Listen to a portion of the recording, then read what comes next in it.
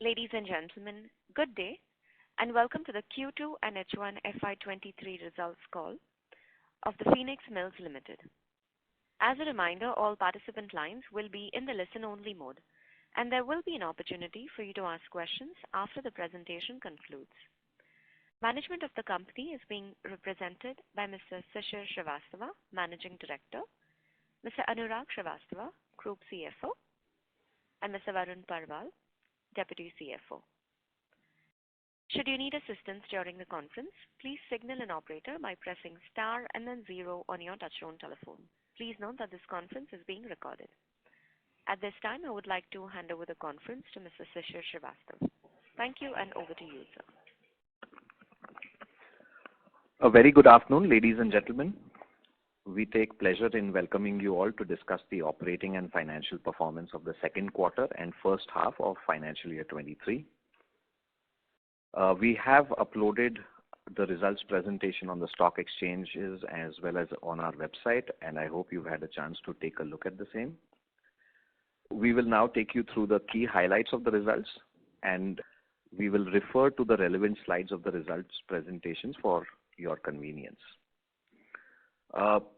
We have also drawn comparison with financial year 2020 for Q2 and H1, which year was historically our best performing year for retail. And I will now start with the performance for our retail portfolio. May I draw your attention to slide number 4 onwards of the results presentation. Consumption in Q2 FY23 stood at 2,199 crore, showing a growth of 30% over Q2 at 20. If we were to exclude Phoenix Palacio Lucknow, the contribution from that asset, the growth was at 18%. Led by the festive season and new brand launches, this was the highest quarterly consumption done at our malls in the second quarter of any financial year. Consumption was robust across categories in the second quarter. Some of the top performing categories were jewelry, where consumption was up 132% from Q2 FY20. Electronics, which was up 35% from Q2 FY20. Fashion and accessories up 33%, food and beverage up 33%, and multiplex up 15% from Q2 FY20. Moving on to slide number 5. Consumption in the first half of FY23 stood at 4,389 crore, up 26% compared to the first half of FY20. For a like-to-like comparison, if we exclude Phoenix Palacio's contribution, which was not operational during the relevant H1 FY20, the growth in consumption stood at 14%. Gross retail collections for the first half of FY23 stood at 1,045 crore, which was up 24% from the first half FY20, maintaining the quarterly run rate of little over 500 crore per quarter. Moving on to slide 6 and 7, and to give you some color on our performance in the month of October. October has been a great month for us.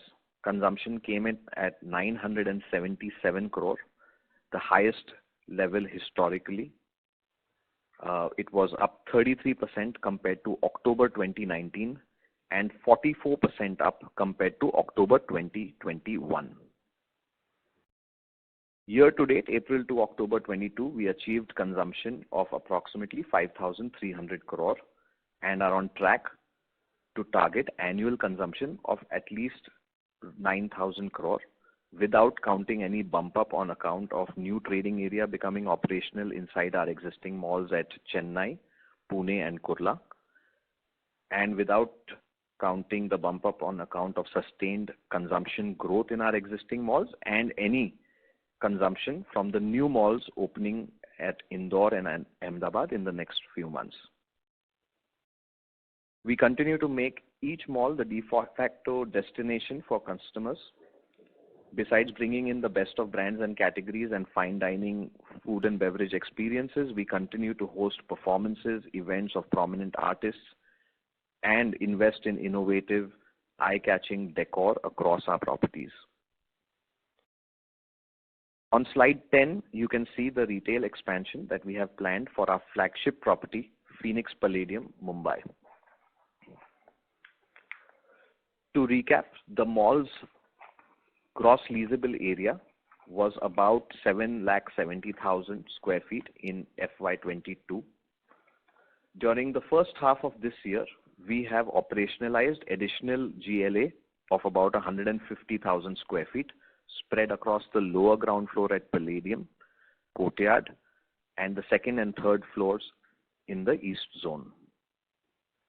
In addition, we will have another 250,000 square feet of anchor area coming up opposite to the PVR block in 2024, and another 200,000 square feet of retail GLA as part of the new expansion project Rise, which is the million plus square feet of offices and 200,000 square feet of retail. Once the entire expansion program is completed in 2025, Phoenix Palladium will be a 1.43 million square foot GLA mall, the largest in our portfolio.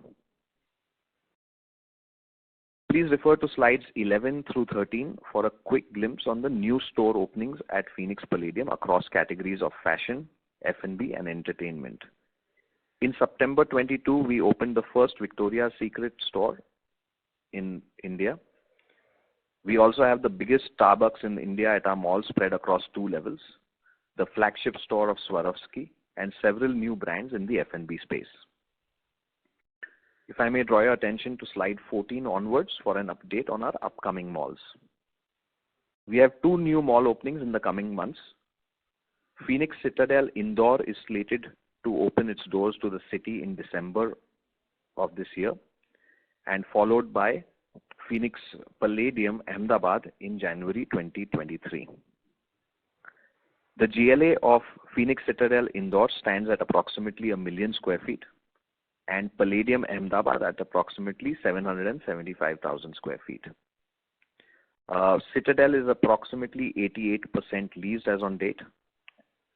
Palladium Ahmedabad stands at 99% leasing occupancy. These 2 malls will soon be followed by the launch of Phoenix Mall of Asia at Bangalore and Phoenix Mall of the Millennium at Pune in the first half of FY24.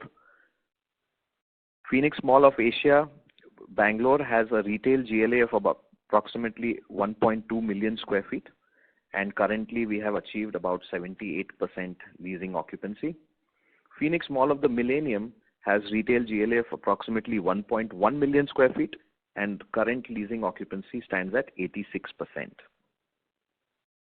Slides 15 through 18 give you a quick look at Phoenix Citadel Indore as we get ready to launch this mall in the next month to the city of Indore. Our retail project in Kolkata, where we received the consent to establish in July 22, we have commenced the construction work. Demolition for on-site structures has been completed and construction has commenced. At Project Rise at Lower Parel, Mumbai, we commenced excavation in October this year. Now moving on to the performance of our retail portfolio on slide number 29. In line with consumption, our rental and EBITDA growth has also come across strong. Q2 FY23 retail rental income was at 313 crore, up 21% compared to Q2 FY20. Retail EBITDA for this quarter was at 318 crore, up 29% compared to Q2 FY20. In the first half of FY23, our annual rental income stood at 636 crore, demonstrating a growth of 22% over first half FY20, and retail EBITDA stood at 643 crore, showing a growth of 28% for the same period. May I now request Anurag to take you through the office, hotels and residential sections and the overall financial results. Thank you, Shishir. Good afternoon, everyone. I would draw your attention to slide 34 for an update on our commercial portfolio. Our commercial office portfolio continues to demonstrate a strong leasing traction. For the period of April to October 22, we saw a gross leasing of about 2 lakh square feet, out of which 1.3 is new leasing and about 700,000 is renewals. Total office income in Q2 FY23 stood at about 43 crores, which is up 3% year-on-year, and total EBITDA stood at rupees 25 crores. Collection efficiency for the quarter was at about 95%, and we collected about 43 crore rupees over here. During first half of FY23, office income stood at 84 crores, up 7% year-on-year, and EBITDA at 48 crores. Collection efficiency at 97%, and a collection of about 89 crores for H1. For the hotels, please refer to slide 38 to 40. At both our hotels, we have witnessed strong improvement on account of social and corporate events, pickup in food and beverage and the festive season, which has led to the higher occupancies and the ARRs. At our flagship property at St. Regis, during October 22, our ARR stood at 14,154 rupees and RevPAR at 11,198, showing significant improvement over same period last year. Our operating performance at St. Regis, Mumbai has surpassed most our parameters in last 6 months, led by resumption of foreign travel, domestic corporate travel, social events and staycations. These factors provide an excellent visibility for high occupancy and ARRs in the coming months. Additionally, we have made operational new luxury banqueting venues on the 38th floor of the hotel, which have started generating revenues from September and will further boost our hotel income in the next 6 months. Our total income stood at 84 crores, up 23% over Q2 FY20. Occupancy at 84%, up from 77% in Q2 FY20, and ARR was at 11,840, up 8% from Q2 FY20. Operating EBITDA came in at 35 crores, which is 46% growth compared to Q2 FY20. At our Courtyard Marriott property in Agra, total income is 9 crores, up 32% Q2 FY20, occupancy at 63%, and ARR at 3,883, which is up at 17% from the Q2 FY20. During the month of October, Courtyard Marriott's occupancy levels reached 80%. ARR and RevPAR also showed significant improvement and was at 4,623 and 3,790 respectively.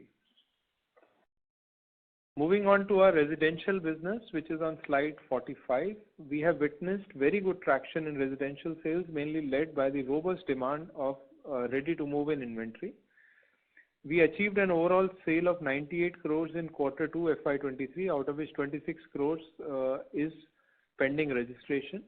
Momentum in sales continues with sales in excess of 200 crores in the period from April to October 22. Collection in quarter was 71 crores and for the first half was about 124 crores. Moving on to our financial results, which are in slides 47 to 53. Income from operations for the quarter was 651 crores. This is up 75% year on year and 57% if we compare to Q2 of FY20. Income from operations at 1226 crores for first half FY23, up 113% year on year and 19% if we compare to H1 of FY20. Moving to profitability and EBITDA for Q2 FY23 was 381 crores, up 104% year on year and 81% compared to Q2 FY20. EBITDA at 700 crores for H1 FY23, up 168% for the year on year and up 40% compared to H1 FY20. PAT after minority interest and before comprehensive income for Q2 FY23 was at 186 crores compared to 60 crores of quarter 2 FY22 and 66 crores as well for quarter 2 FY20. For 905 crores was the PAT for first half FY23 compared to 33 crores for H1 FY22 and 196 crores for H1 FY20. On slide 53, we have demonstrated growth in consolidated EBITDA on a like-to-like basis to the pre-COVID period. We have made adjustments for the newly opened Phoenix Palacio Mall, which was not there last year. Classic Mall, again, which was an associate, and we have acquired it this year. And residential business, because it has a lumpy effect on accounting, we have removed that as well. Moving out these adjustments, we have still registered a growth of 33% over quarter 2 FY20 and 27% over H1 FY20. Moving on to the debt, cash flows and liquidity positions, which are in slides 54 to 59.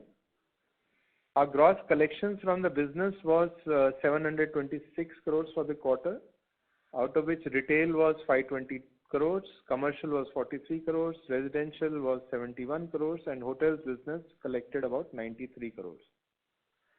We spent about 570 crores in capex during the first half of FY23. We have 4 malls under construction at present, and since they are entering into final phase of completion, the spending has picked up and the capex has increased. Further, we have started excavation for Project Rise as Lower Parel and our upcoming mall in Kolkata during this quarter. We have commenced construction on the RCC structure for the Millennium Towers and the Asia Towers. These are the office towers on top of the malls in Wakad, Pune and Hebbal, Bangalore, respectively.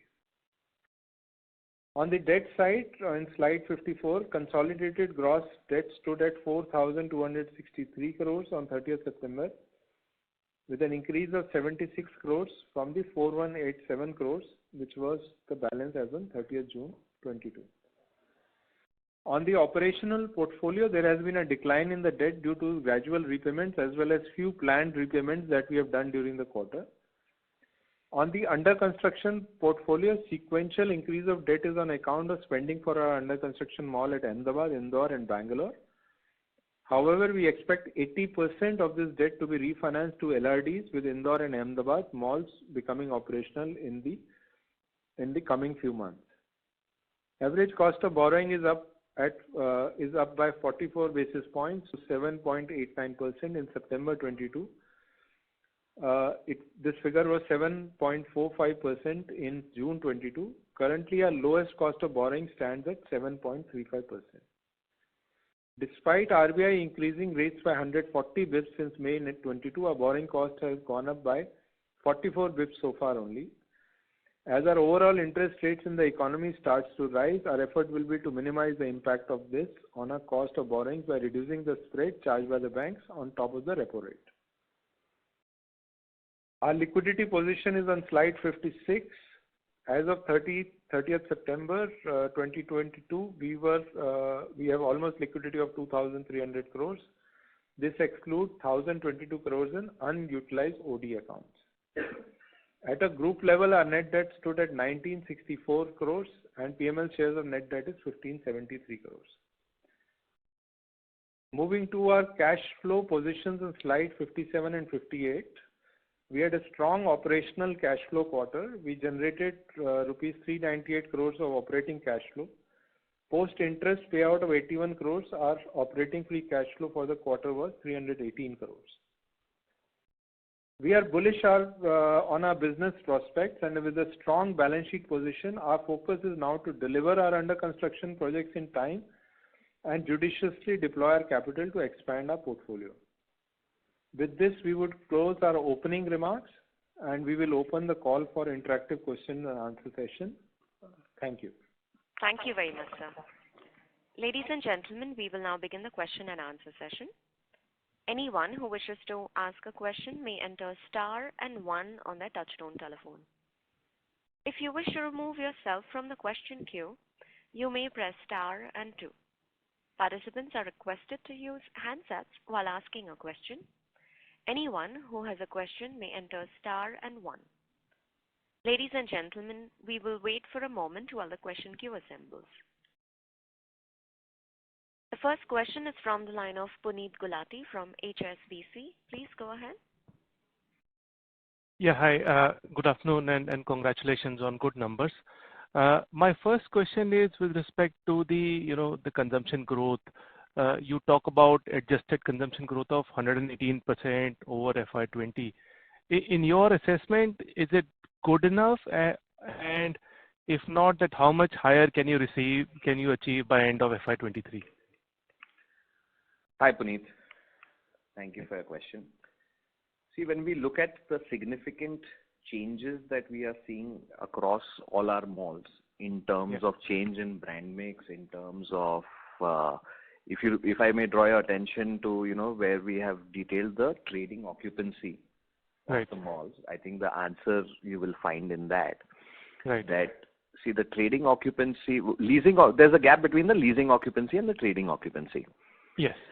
So we expect as all of these malls move closer to the 97-98% operation trading occupancy, which is where they currently stand at being leased, consumption is certainly going to get further improved on that account. And of course, I think there is the trend that we are seeing is that the average spend per customer continues to keep growing. So these are our estimate is that we should certainly continue to see, even in the remaining half of FY23, when we compare it with FY20, we should continue to see high teens growth for the remaining half as well. If your trading occupancy were to be same as leasing occupancy, where do you think this number would have been versus the 118% now? I think that would impact another 7 to 8% more higher. That 18% like-to-like growth, excluding adjusted for Phoenix Palacio, would probably be closer to about 24-25%, or slightly higher than that. Understood. That's helpful. And has the footfall returned back to pre-COVID levels, or is that still below pre-COVID? So I would say it would still be about 15% lower, but but we are seeing very positive response to the larger marketing initiatives that we have undertaken in terms of the concerts and performances. That footfall is back, and on those days, of course, that does boost our consumption significantly. Right, that's helpful. My second question is with respect to the leasing of the upcoming malls. Indore is leased out to up to 88%. While it's still a good number, do you think that's where it will settle at in the near future? Given that Ahmedabad is already much higher than 95%, and some of the other malls are also, which are still a year away, are leased out higher than 88%. See, when we launched Lucknow in July 2020, the mall was pre-leased at about 72 or 73% at that stage. So there is certainly a build-out that happens over a 12-month period after the mall commences operations. And we have strategically retained some of the high-yielding inline spaces to lease out later. So it's a strategic decision at Indore.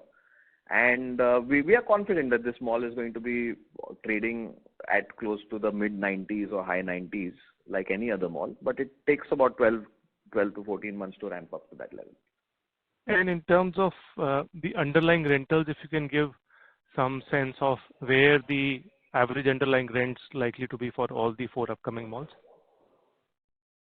So Ahmedabad, we expect to be approximately in the range of about 140. Okay. Indore should be in the range of 90 to 100, in that range, because there's also the revenue share component which will take that up. Mall of Asia in Bangalore should be closer to about 155, 160. And Mall of the Millennium at Pune in the range of 120 to 130. 120. That's great. That's super. That's all from my side. Thank you and all the best. Thank you. We'll take our next question from the line of Parikshit Kandpal from HDFC Securities. Please go ahead. Hi, Shishir. Congratulations on a great quarter. My first question is on business development. So we have been talking about business development every quarter, but we have not seen any significant movement there. Even on the Surat, which you had announced a couple of quarters, I think 3 quarters back, there's not been any movement. So if you can update us across cities, what has been the BD action, and in this financial year, do you expect any closures? Yes, Surat. See, as far as Surat is concerned, we are waiting for certain CP completions, which we are told by the middle of this current month they should be done, and we hope to conclude the transaction immediately thereafter. Surat is going to be about 1 million square foot development. We expect to come. So we have taken the last, I would say, 7-8 months to work on the plans. We've inverted the plans. We've got the approvals, initial approvals in place. In fact, it's good to go from a construction perspective. So we are not, the process on planning, etc., does not start now. It's already been done. We've applied for the environment clearances. So I would say in a quarter after conveyance, we should be able to commence construction. Okay. And our ownership will be anywhere between 70. Our ownership, as in the GIC Phoenix JV ownership in that asset, would be anywhere between 70 to 80%. That will get crystallized in the next coming weeks. Okay. We estimate 3.5 years construction period, and hopefully this 1 million square foot mall, looking at the current demand supply gap in Surat and the current rental trends, we should be able to deliver a very, very good rental per square foot there. Currently, I think the estimates in Surat currently, in the current year, rentals are for a good quality retail space stand at about 120, 130. Okay. So, yeah. Okay. So this is Surat. We have, typically we don't announce any transaction as such until it's concluded. So at present, we are in advanced discussions at Jaipur and on some space in Chandigarh as well. But it's a little premature to announce it as yet. But you may rest assured that we are equally eager to deploy the funds that we have already available, and growth is clearly important for us. So okay. We have a fairly large business development team operating in 8 different markets looking for opportunities. Great. I was coming back to the Resi business. So Resi business, we have been indicating that we want to do something on the Resi business. So any update there, any business development efforts being initiated out there, if you can update us on what's the progress in the residential business. So as you may be aware, we had participated in a bid for a very, very premium land parcel in Alipur, Kolkata, and we won that bid. Now we are waiting for the next steps from the government of West Bengal to proceed on that. So we are being a little opportunistic in our approach on Resi, and we are also evaluating if there is any partnership or a platform that we may enter into to grow that vertical, in which case we already have currency in our Bangalore development, which is where we have 6 towers of One Bangalore West and Kesaku completed, and Tower 7 will get completed shortly. So we may consider contributing that asset into such a JV or a platform with a strategic partner. Okay. So this Alipur opportunities, how big, like in terms of gross development value, how much would be the sales potential from there? It would be about almost 2 million, about a 2,000 crore kind of a 5-year period. Yeah, sale value of about 2,000 crore over a 5-year period at a conservative estimate. And when do you expect, like, what's the pending things to be done here? Like, has the deal happened or is it in final stages? So when do you expect to break that ground here? So deal closure timeline? So I think there are certain steps at the government of West Bengal's end, and particularly HIDCO, for them to complete the transaction. That I am not able to crystal gaze and give a timeline on that, but the allotment has been completed, and we are ready to proceed on the next step as soon as we hear from them. Okay. And what will be the approximate capex, like land? How much has that been frozen? What is the land? It's a million. It'll be about 1 million square foot development. I would say roughly around 900 to 1050 crore kind of a capex. But obviously a large chunk of that will get self-funded from sales. So one could assume that the land cost, which is roughly around 400 crore, plus another 200 crore of equity may be required to initialize the project. No, sorry, I think you said earlier 2 million square feet, Shishir. No, it's 1 million square feet, 2,000 crore of estimated gross sales value. To 20,000 rupees a square feet, you were saying will be the selling price. That is the current market in that premium location. That is the current market in that premium location. Okay, it's a premium development, premium residential development. Yes, Alipur as a micro market is seeing, even for, I would say, for a good quality development, it is seeing those kind of pricing. Okay. Just a last question on the office, the two upcoming office assets, Bangalore and Pune. So I think earlier Anurag mentioned that we have started the RCC work. So if you can update us, how many floors will these be? And I think in the presentation you have given FY25 timelines for completion. So when do you expect the rentals to start flowing in on these two assets? So during the last 6 months, 8 months, we have actively worked on, expanding our team and bandwidth for delivering the leasing of these office projects. So we've expanded the team in Bangalore. We've set up a new office leasing team there. We've expanded our team at Pune. We have also looked at alternate solutions for tenants. We are currently, on rolling out the managed office or enterprise solution for a certain profile of clients who prefer that. We expect to commence leasing in this coming quarter. I would say in the first quarter of the coming year, financial year, and we'll take it from there. We hope to do a significant amount of pre-leasing before we achieve OC, at least get a few anchors in place before we get OC. And the goal is to try and achieve, let's say, a 75 to 80% leasing within 12 months of getting the OC. Okay. And the market here will be like, again, 80-85 rupees a square feet? See, in Hebbal, we are certainly hoping we expect it to be a little higher than that. And in Pune, for sure, we'll be in that range of about 90 plus. Okay. Okay, sure. Got it. Thank you and all the best. Thank you.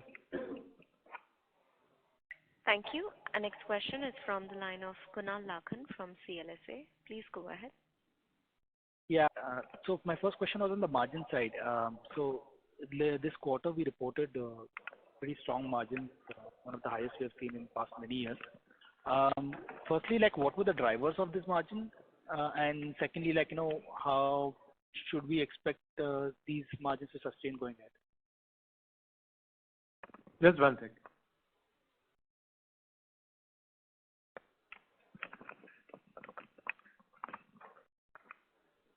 Hi Kunal, am I audible? What on this side?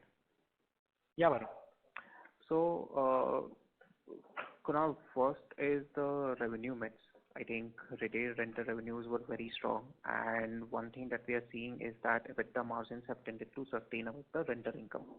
This is on account of higher other income that we get from events, promotions, signages, and parking, as well as the fact that a lot of capex and refurbishment was done at these malls in the last 2 years.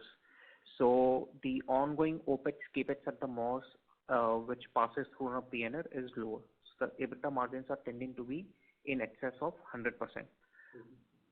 Second, we had the contribution from the residential portfolio as well. Why is that? Typically is at a lower EBITDA margin than retail, but more Kisako sales pushed up the margins on a quarter-on-quarter basis in quarter two. Third, hotels also have seen a significant improvement in the operating margin. Quarter one and quarter two for hotels typically accounts for 40% of their full year revenue, and margins tend to be lower in a 30 to 35% EBITDA margin sort of a bracket. Whereas in first half of this year, we are at St. Regis, we are at a 40% margin, and at Courtyard by Marriott, which typically tends to just break even, we are actually at a 20% positive margin. So all of these factors cumulatively have led to our margins, going up quarter on quarter, and of course, as well compared to the pre-COVID period. Sure, that's helpful. But considering like hotel and your resi margins are lower than the retail margin. So on retail margin side, right, also 100% plus EBITDA margin on the retail side, you think that will sustain since you're done with that OpEx, CapEx in the last few years. Is that what you're saying?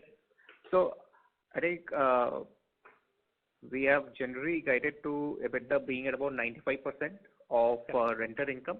But for last several quarters, we have seen EBITDAs actually ended up being about 100%, and with a large part of OpEx, CapEx done, and other income stepping up, and the revenue share percentages from retailers also picking up on account of higher consumption. I think one can expect EBITDA to be at par, if not higher, than the rental income.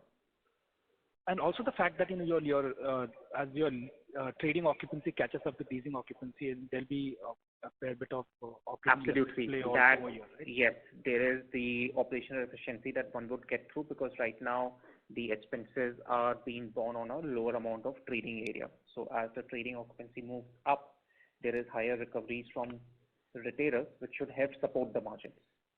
So even if in case our marketing picks up, which we typically don't charge to the retailers, however, the other income from the new area that becomes trading should help support the margins. Sure, that's very helpful. Shishir, just on the discretionary consumption side, right? What's the early trend that you're seeing, considering the inflationary environment we are getting into, or we are already into, and kind of a slowdown that we are seeing in the economy also. So any comment there would be helpful. I think so far the inflation has actually had a positive impact. If we just look at our H1 performance, where you see the consumption growth, as I mentioned to you, we've seen electronics grow at about 33%, fashion and accessories at about 30%, F&B at 30+%, jewelry at 120 odd %. All of these have indicated that so far the inflation has not had an adverse impact on consumption. So therefore, really it's only going to be, I think the next 2 quarters are going to test how this is going to pan out. We are seeing that in urban cities, we are not seeing the impact on discretionary spend as yet, but we'll have to wait it out and see how it pans out. Sure. Thanks, Shishir, and all the best. Thank you. Thank you. Our next question is from the line of Biplav Devabarma from Antique Stock Broking. Please go ahead. Good afternoon, everyone. Good afternoon, Shishir. So I have 3 questions. First question is on the pre-leasing of your upcoming project. You have explained the Indore 86% why you did so. But I'm just wondering what prompted you to lease the entire Ahmedabad project. You could have done the same. And Ahmedabad being a fully premium project, we could have exploited that strategy to a great extent in Ahmedabad. Biplav, I apologize, but I'm not I've not been able to clearly hear your question. You started off talking about Indore at 86%, and then I could not Yes, hear. yes. So I'm just wondering what prompted you to lease the entire Ahmedabad project, but not doing so in Indore. I mean, you could have used the same strategy in Ahmedabad also. See, the products are firstly a little different, right? Indore and Ahmedabad. Ahmedabad is gearing more towards little more towards luxury and bridge to luxury. Ahmedabad, see, for us strategically, when we looked at Indore, we had a certain rental rate that we wanted to achieve upon leasing, which we've achieved so far. But in terms of offtake, we believe that once the mall becomes operational, certain of the inline stores and few smaller, larger stores that we have remaining, we will be able to lease them out at a better rental, and therefore we have continued to hold on to that. But by the end of this quarter, when we report the results for the next quarter, you will see that has already improved. So in Ahmedabad, when we acquired the mall in 2018, there was talk of another competitor buying land for another mall in the vicinity. So we saw that it was in our interest to move fast and de-risk the investment and lease it out. In Indore, such competition is not the concern. Also in Ahmedabad, the demand continued to be high from retailers, and Indore, they have been, I would say, a little cautious. Okay, that's good. Also, the size, there's a big difference in the size. The Ahmedabad mall is 7,75,000 square feet. Indore is over 10 lakh square feet. So that is another major difference. Okay, that's great. Sir, second question is on the office towers. Sir, you have a plan for office towers also in Whitefield and Chennai, and but you have started RCC work in Wakad and Hebbal. So, are you seeing some kind of commercial or technical issues there in Whitefield and Chennai?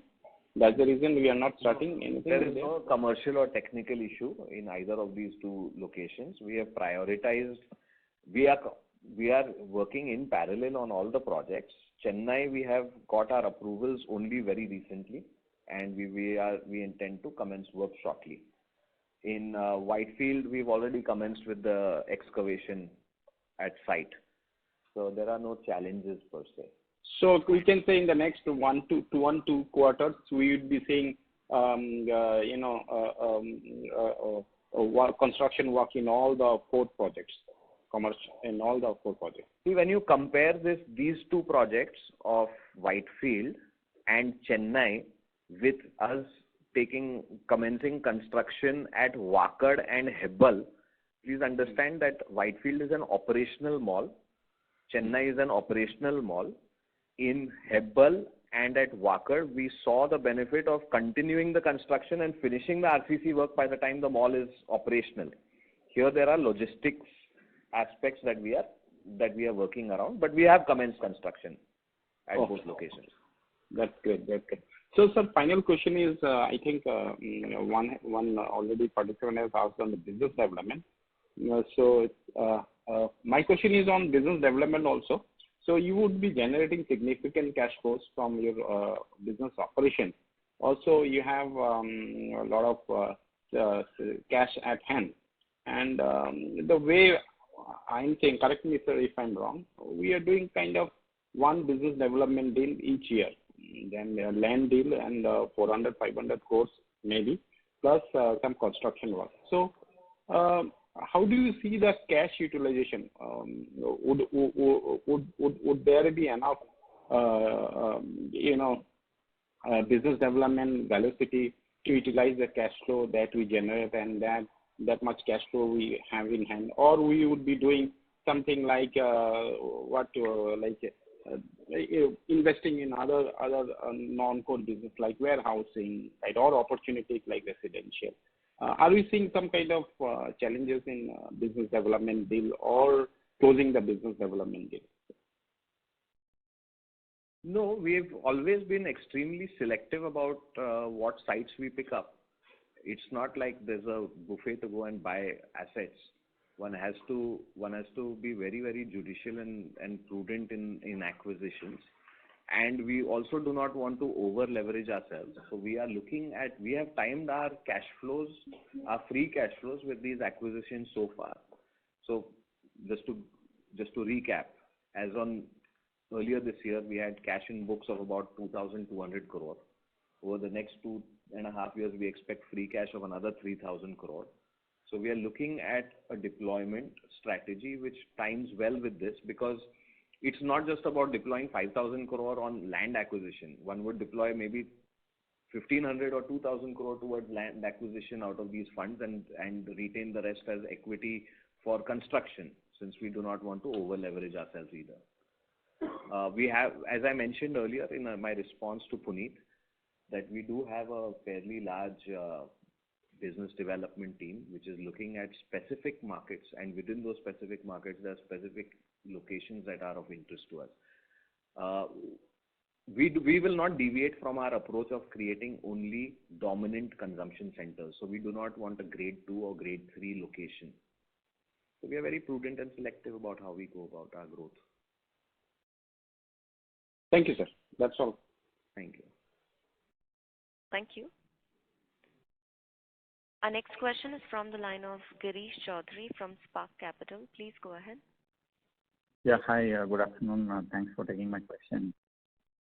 Firstly, specific to Bangalore Mall and maybe Pune Mall, if you look at the consumption numbers, has been pretty good, pretty strong. And also the HDs have been going up. But if I look at the revenue sharing numbers, right, revenue as a percentage of consumption, the numbers are still very, very low, around 10 to 11%, lower than the company average. So what could be the reasons, and incrementally, do you see these recovering or they will remain at these levels? Hi Girish, thank you for your question, very, very pertinent one. When you look at the revenue as a percentage of consumption, I think there's a differentiation in Bangalore and Pune. In Bangalore, we have a very, I would say, a sizable GLA occupied by jewelry as a category, right? So jewelry, as I mentioned, we saw significant growth in consumption when we compare Q2 FY23 or H1 FY23 with the previous years. But as a contributor, the jewelry contribution may be in the range of about perhaps 3 to 4% of sales, 2 to 3% of sales as revenue, rental. Okay. So while consumption growth is higher, the incremental contribution from revenue as rental is not the same as 12% or 18% for which may be the case for other brands. Jewelry sits at about 2 to 3%. So we have seen a significant growth of 18% in Bangalore on account of consumption for jewelry. In Pune, we have actually in this quarter, we had to conclude certain waivers for the previous quarter and even the period prior to that. So that for this quarter, we have seen a dip of about 5.5 or 5.6 crore on account of these waivers, which going forward will not be there, right? So, I mean, for all practical purposes, for the next quarter, one can look at this quarter's rental for Pune, rental income for Pune, and add another 6 crore to that to be at close to about 52, 53 crore. Okay, understood. But just as a follow-up, in the previous calls, you did mention of these malls also moving up to maybe anywhere between 13 to 15% revenue sharing. So does that still... I don't believe I have ever stated a number of 15% as revenue share across all categories in the mall, because that's not likely, right? When you have jewelry and you have watches and luxury, which is at a lower revenue share component. But I would like to say that Phoenix Palladium, as an example, has achieved that iconic status where you can see a 16-18% revenue share. So these malls will grow as the brand mix changes and you get higher luxury brands, then the contribution will grow in these malls. So it will take but I think it's on track. We always, for our market city malls, we have always estimated to be in that 12 to 14% kind of a range, and we are on track for that. Got it. Sure. Second, on the overall consumption trends, again, while you did share about which are the categories which are doing well, but if you can also share between brand mix, luxury or maybe bridge to luxury, and also maybe domestic and international brands, how are they sort of doing? And as and when the renewals come up, is there an upside if you plan to churn out some of the underperforming categories or brands and replace them with categories or brands that are doing that well? Is routine. So some thoughts on mall management. Yeah. That is routine in our case, where non-performing brands are churned out, and we track all the consumption closely. Typically, one would, if I were to hazard an estimate here, on renewal of spaces, at least in this current cycle, when contracts come to an end of tenure and they go up for renewal, we will either renew them or release them.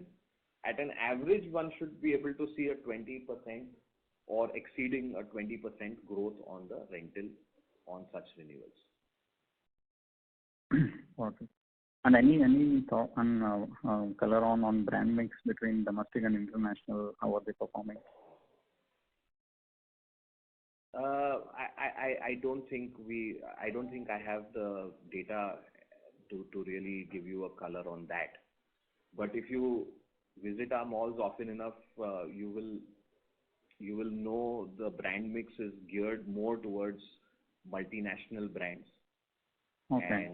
And so the delta may not be much. Got it. Thank you. Our next question is from the line of Ashwani Kumar Agarwala from Edelweiss Mutual Fund. Please go ahead. Good afternoon, sir.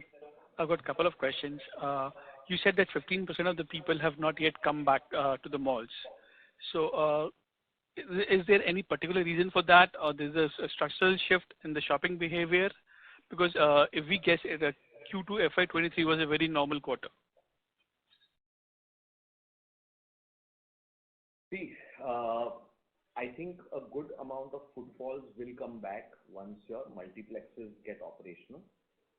And also, the hypermarkets have seen some challenge, as you know, from the operator side in the recent past. As that stabilizes, that will bring some footfalls back. But also, we've only in this last 5 months, we've started with all the high impact events and promotions. So there will be a bit of a trickle effect. I don't think that it would be a correct statement to say that there's been a shift in the shopping behavior as compared to FY20 in the consumer today. Yes, during COVID, of course it was. But we are seeing a good quantum of crowd back. October has seen a significant growth in footfalls, which was not reported in this quarter. But yes, October has seen a significant improvement in footfalls. We may be closer to 90%. Yeah, October was the month of festival. That's why we may have. And sir, if we look at, if we come to the chart number where you show your Q2 FY23 consumption, it is at 118%, excluding the Palacio contribution. Yes. So for the last 3 years, the contribution has grown by 18%, which is in line with the inflation growth, or maybe slightly lower. So how do we improve this contribution increase so that we get a real increase? And that too is contributed by mostly 2 or 3 malls. That's Phoenix Palladium, which grew by 24%, Bangalore 39%, and Pune was in line with inflation at roughly 22% for 3 years. But whereas you see PMC Mumbai, Chennai Palladium, the growth was on the lower side. Correct. I would say that again, if you look at the ramp up of the trading area versus the leased area, that is going to create a significant growth in the consumption. And you are right. It's a very intelligent question that you have of aligning this with inflation. But at the end of the day, inflation to some extent can be a positive, but at some point it will start leveling out the consumption pattern if it continues to grow in the same way. So Kurla, for example, let's talk about Kurla. Trading occupancy was at 86%, right? Leased occupancy stands at 97. So as these stores start trading, that will automatically boost consumption in Kurla, right? For example, Reliance Smart will open up in January. Several other stores have opened up recently in October. So I think this quarter one should see a positive impact of this. We have some 50,000 square feet which is already leased, but fit outs are just about to start. That may spill over into the last quarter of the financial year. So that is certainly going to impact this. Same goes for Pune. Pune trading occupancies was at 85% for this Q3, for this Q2. Leased occupancy stands at 92%. So you have a sizable area here which is going to start contributing to consumption. Chennai trading occupancy was at 88%, leased occupancy at 96. Same impact expected to be seen here. Okay. So have you felt any kind of an impact from the Geo Mall for the customers coming to Phoenix Palladium? See, there's no real objective way to answer this question, right? On one hand, we are seeing our consumption is growing. We had a lot of area even at Lower Parel, which during H1 was under fit out and undergoing changes, and we saw a bit of churn that we had initiated there. So it's stable state operations, one can say, is only in this current quarter that one can compare. And Geo Mall, I don't have a comment on that. It's a very different product. Okay. So last question. You said that we will plan to only go in tier 1 cities where there is a lot of purchasing power. So we can be sure that we would be in the top 12, 15 cities only, right? As per you, once in a single city, how many malls can you people build so that they both run profitably? Yeah, I think every city it varies. It depends on the population and it depends on the GDP of that city, GDP per capita of that city. Yeah. So there are multiple factors. Like a city like Mumbai, there is no reason why it can't support 20 good malls, except for the fact that there isn't land at the right location available. Right? For a city on the other side, if one was to look at a city like Indore, which cumulatively the city and the neighboring cities in the district would probably be able to service about 5.5 million people, maybe 3 malls. It can sustain 3 large malls. So it varies from city to city.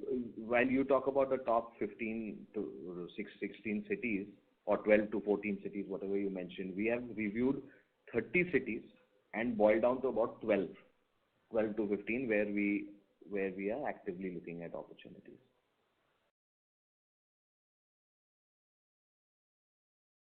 Okay, sir. Thanks a lot. Thank you. Thank you. Ladies and gentlemen, that was the last question. On behalf of the Phoenix Mills Limited, that concludes today's conference. We thank you for joining us, and you may now disconnect your line.